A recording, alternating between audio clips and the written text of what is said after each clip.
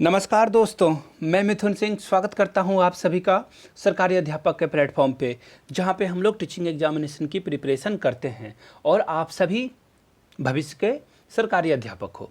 तो चलिए आज दोस्तों बात करेंगे इंग्लिश पेडागोजी में टैग वर्ड्स की, जिसमें हम लोग नेगेटिव वर्ड्स की बात करेंगे। जिन लोगों ने अभी तक पॉजिटिव वर्ड्स की वीडियो नहीं देखी है वो हमारे चैनल के प्लेलिस्ट पे या फिर वीडियो के लिस्ट में जाके देख सकते हैं कि पॉजिटिव वर्ड के बारे में क्या क्या मैंने बताया था।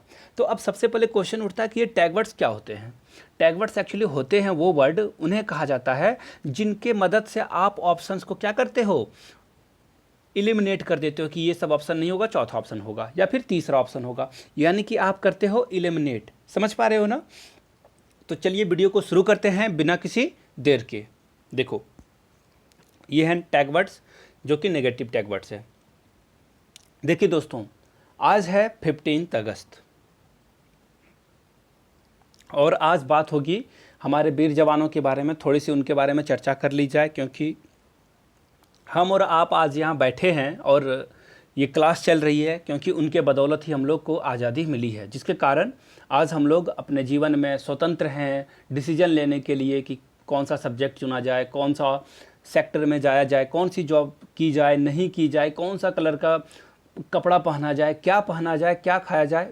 आप पूरी तरह से डिपेंड हो बिकॉज ऑफ आवर सोल्जर। तो उनके लिए बिग सैल्यूट और उनको नमन, उनके परिवार वालों को नमन जो कारगिल के युद्ध में शहीद हुए, 1962 के चीन के युद्ध में शहीद हुए और रोज़ जो आतंकवादियों की गतिविधियों से शहीद होते हैं, है ना। उनके परिवार को भगवान शांति दे, संपन्न बनाए, उनको मजबूत बनाए, ताकि और भी उन माताओं को नमन जिन्होंने ऐसे सपूत पैदा किए हमारे लिए, है ना। सारे उन छोटे छोटे जो विधवा हुए हैं, उनके घर में जो छोटे छोटे बच्चे हैं, उन सभी को नमन। और आशा करते हैं कि सभी क्या होंगे, स्वस्थ होंगे, कुशल होंगे और समृद्ध होंगे। चलिए, और सरकारी अध्यापक के ओर से आप सभी को स्वतंत्रता दिवस की बहुत बहुत बधाइयाँ। आप स्वतंत्र रहें और इसके लिए आप के साथ कुछ कर्तव्य भी जुड़े हुए हैं, तो आप कर्तव्यों का भी पालन करो। और हो सके तो मैं 2-3 चीज़ का आप क्या कर लो, आज एक रेजोल्यूशन ले लो कि आप हेलमेट पहन के गाड़ी चलाओ। इससे तो आप देश के सुरक्षा में काम तो करोगे ही, सेकेंडली आप करोगे अपने लिए भी काम, है ना। ये आप क्या करोगे अपने लिए काम, सोच के देख लो। आप सुरक्षित रहोगे तो आप एक्सीडेंट के बाद अपने आप को कम चोट पाओगे। अगर हेलमेट लगी रहेगी तो आपके सर पे चोट नहीं लगेगी तो आपका जीवन सुरक्षित रहेगा, है ना। ये पहली बात। और दूसरी बात, मैं एक मतलब ये बहुत दिनों से कहना चाह रहा था, ट्रैफिक में जब भी आप होते हो, है ना, ट्रैफिक में जाम लगता है तो आप लोग हॉर्न बजाने लगते हो। आज से प्रण करो कि आप हॉर्न मत बजाओ। इससे क्या होगा, इससे आप तुरंत यहाँ से यहाँ उड़ के चले जाओगे क्या हॉर्न बजाने से। थोड़ा सा पैसेंस रखो, है ना। नॉइज़ पोल्यूशन करके क्या ही कर लोगे भाई आप। आई होप कि आप लोगों की ये बातें मेरी अच्छी लगी हो, तो कमेंट करके बताना कैसा लगा ये मेरा छोटा सा बातचीत आप लोगों के बीच का। तो चलिए आज शुरू करते हैं आज की क्लास, क्योंकि क्लास में पढ़ोगे तभी ना बच्चों को पढ़ा पाओगे, तभी ना देश आगे जाएगा। चलिए अब देखिए, सबसे पहला वर्ड है दोस्तों कन्वर्जेंट थिंकिंग और क्लोज इंडेड। देखो सबसे पहले कन्वर्जेंट थिंकिंग होता क्या है। कन्वर्जेंट थिंकिंग और डाइवर्जेंट थिंकिंग, तो पॉजिटिव वर्ड में डाइवर्जेंट आएगा। कन्वर्जेंट यानी कि जहाँ पे सिकुड़ता है चीज़। अब ये सिकुड़ता कैसे है सर, आप पूछोगे तो मैं आपको बताता हूँ। देखो सिकुड़ता कैसे है, चारों तरफ से बातें आके एक जगह पे अटक जाए, है ना। यानी कि इसको आप एक तरह से बोल सकते हो लॉजिकल रीजनिंग, लॉजिकल बातें। अगर मैं आपसे पूछ दूं कि भारत कब आज़ाद हुआ, तुरंत आपका जवाब आएगा, सारे लोगों का जवाब आएगा 15 अगस्त 1947, है ना। तो ये क्या है, एक लॉजिक है, इसमें आपको दिमाग लगाना पड़ा कम। समझ पा रहे हो, अलग अलग तरह से आपने सोचा क्या, आपके दिमाग ने विदिन 1 सेकंड का कुछ हिस्सा लिया होगा और आपका आंसर आ गया, है ना।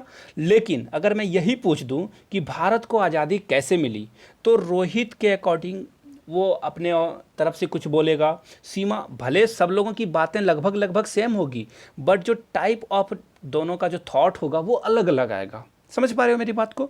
तो उसी को बोलते हैं हम लोग डाइवर्जेंट थिंकिंग। किसको, ये वाली बात को। और जो 15 अगस्त 1947 आया जवाब, वो था आपका कन्वर्जेंट थिंकिंग, जहाँ पे आप ज़्यादा सोचते नहीं हो, लॉजिक के मदद से आप आगे बढ़ते हो, वो हो आपका कन्वर्जेंट थिंकिंग, यानी उसे क्लोज इंडेड बोलते हैं। तो ये आपका नेगेटिव वर्ड है। बच्चों के बीच में ऐसी धारणाएं आपको नहीं डालनी है। अब देखो क्या है अगला, फोकस ऑन टेक्स्ट बुक। देखो दोस्तों, अगर आप ज़्यादा फोकस करोगे टेक्स्ट बुक पे, बुक के अकॉर्डिंग आप अगर आगे बढ़ना चाहोगे तो क्या होगा, इससे कुछ कर नहीं पाएगा बच्चा कुछ भी, आउट ऑफ द बॉक्स, यानी कि आउट ऑफ द बॉक्स मतलब क्या होता है, पहले वो जान लो।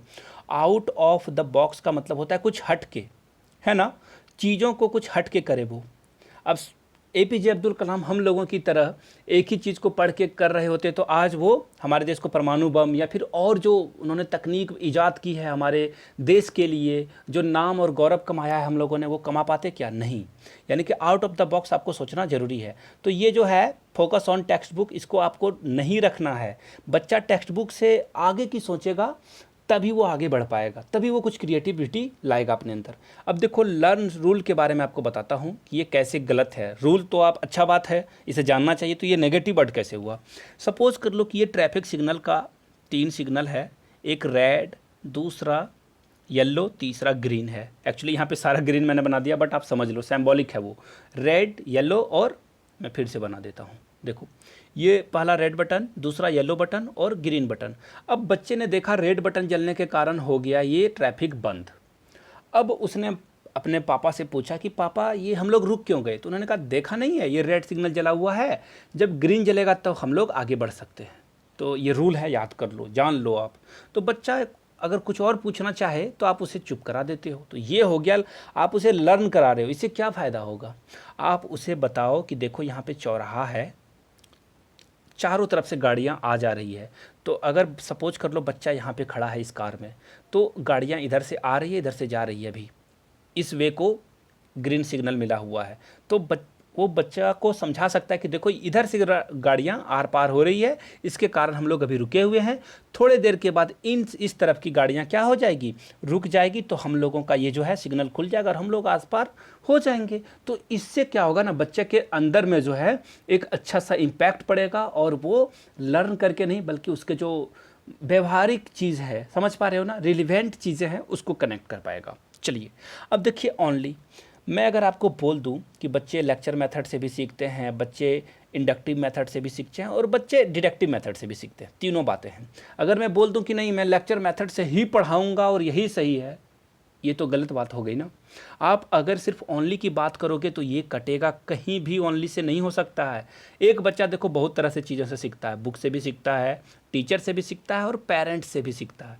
अब कोई बोल दे सिर्फ टीचर ही बच्चे को सिखा सकता है, तो ये बातें कहाँ तक अच्छी होगी, आप सोच के देखो, है ना। तो ये भी आपका कटेगा, ओनली नहीं रखना है आपको। अब देखो कंट्रोल्ड क्लासरूम, ये कैसे गलत है? कंट्रोल क्लासरूम का मतलब क्या हो गया दोस्तों? कंट्रोल क्लासरूम होता है वो चीज़ जब आप करते हो, क्लासरूम को अपने ऊपर कैप्चर कर लेते हो, आप पढ़ा रहे हो, बातचीत हो रही है, सारा कंट्रोल आपके हाथ में है, बच्चे तो वहाँ पे कठपुतली बन बैठे हैं, तो क्या ऐसे डेवलपमेंट होगा? बच्चे को आपको क्या करना है, छूट देनी है, आज़ादी देनी है कि वो क्या कर सकते हैं, शूट कर सकते हैं। किस चीज़ को? क्वेश्चन को। गन से शूट नहीं करना है, याद रखना है। वो शूट क्या करेंगे? क्वेश्चन शूट करेंगे, जिसके कारण उनका इंटरेक्शन बना रहेगा। तो ये तो नेगेटिव वर्ड है, इसे आप क्या कर दोगे? कट कर दोगे, इसे भी कट कर दोगे। अब देखो स्पेशल क्लासरूम और कंपटीशन क्या होता है। देखो स्पेशल क्लासरूम का मतलब हो गया दोस्तों जहाँ पे कुछ स्पेशल कराया जाए, है ना। तो अब आप इसे देख सकते हो एक पॉजिटिव वे में। लेकिन अगर आपने 10 बच्चों का स्पेशल क्लास करा दिया, ये क्या हुआ? यहाँ पे डिस्क्रिमिनेशन हो गया, लोगों के बीच क्या आ गई, खाई बढ़ गई। समझ पा रहे हो ना। तो ये स्पेशल क्लासरूम को काट देना है, आपको कट करना है। अब देखो कंपटीशन क्या होगा। सपोज कर लो एक पेड़ है यहाँ पे, है ना, और मैं इस पे बोलूँ कि बंदर चढ़ पाएगा या हाथी, ऑब्वियसली बंदर चढ़ पाएगा तुरंत। तो आप बोलोगे हाथी से तो वो ज़्यादा तेज हो गया बंदर, तो ये नहीं होगा दोस्तों। क्यों? क्योंकि दो अलग अलग डिफरेंट एबल पीपल को आप अलग अलग चीज़ें कराओगे तभी ना जान पाओगे कि कौन कहाँ पे ज़्यादा स्ट्रांग है या कौन कहाँ पे ज़्यादा तेज़ है। ये बात यहाँ पे लागू नहीं होगी। यानी कि आप कंपटीशन नहीं कराना है आपको दो बच्चों के बीच में। अब कोई ड्राइंग में बहुत अच्छा है तो ज़रूरी नहीं कि उसकी साइंस या मैथमेटिक्स अच्छी होगी।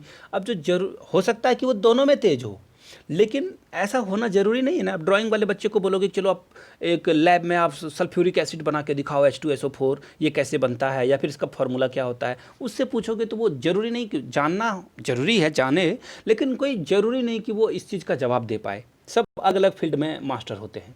अब देखो प्रोवाइडिंग नोट्स, ये कैसे गलत है। आप अगर प्रोवाइडिंग नोट्स करा दोगे तो बच्चा के जो खोजी मानसिकता है उस पर असर पड़ेगा। बच्चा खुद से नहीं जान पाएगा खोज के कि क्या होता है, वो आंसर रटेगा और आगे बढ़ जाएगा। ये गलत है आपका। अब डू द ड्रिल वर्क का क्या मतलब हुआ दोस्तों? ड्रिल वर्क का मतलब हुआ कि आप एक ही काम को बार बार करा रहे हो। इससे क्या फ़ायदा होगा? बच्चा उसी में फंस जाएगा और ख़त्म हो जाएगा, है ना। उसके अंदर क्रिएटिविटी पैदा नहीं होगी। तो ये भी आपका कट हो गया। अब देखो ओवर थिंकिंग तो आप ऐसे ही समझ लो कि ज़्यादा सोचना, कुछ अलग, ये तो गलत हो गया, ये तो ऐसे ही काट दो आप। अब एम्पल प्रैक्टिसेस को ड्रिल वर्क से आप कनेक्ट कर दो, दोनों एक ही चीज़ है। अलग अलग सेंटेंस में ये ऐसे पूछ दिए जाते हैं, इसलिए मैंने आपको अलग अलग दे रखा है ताकि आप कंफ्यूज ना हो। चलिए अगला देखते हैं। देखो अगर आप लोगों को सीडीपी की टैग वर्ड चाहिए, है ना, सीडीपी की टैग वर्ड आप अगर देखना चाहते हो, पॉजिटिव और नेगेटिव दोनों मैंने एक ही साथ करा रखी है विथ प्रीवियस ईयर और सैम्पल पेपर के साथ। ये वीडियो आपको कहाँ मिलेगी दोस्तों? ये वीडियो मिलेगी आपको द एजुकेटर के प्लेटफॉर्म पे, और इसका लिंक मैंने जो है कमेंट सेक्शन में दे रखा है। आप द एजुकेटर को जाके प्लीज़ सब्सक्राइब कर लो, और मेरे काम को अगर सपोर्ट करना चाहते हो जाके चैनल को देखो, वहाँ पर बहुत सारी वीडियो आपके काम की बनी हुई है। थैंक यू सो मच दोस्तों। चलिए अब आगे बढ़ते हैं। अब देखो और टैग वर्ड्स क्या हैं जो गलत हैं। देखो सबसे पहले रोट लर्निंग, क्रैमिंग और मगिंग, सारे का मतलब एक ही चीज़ होता है, रट्टा मारना। और हम लोग के एनसीएफ 2005 में, देखो मैं लिख देता हूँ यहाँ पे, एनसीएफ 2005 में इन चीज़ों की मनाही की गई है। यानी कि आपको एनसीएफ 2005 में बताया गया है कि आप रटने वाले चीज़ों को आगे नहीं प्रमोट करोगे। अब teaching according to historical background, historical background का क्या मतलब हुआ? अब एक लड़का है, ये किसान का बच्चा है, और एक लड़का है, ये बिजनेसमैन का है।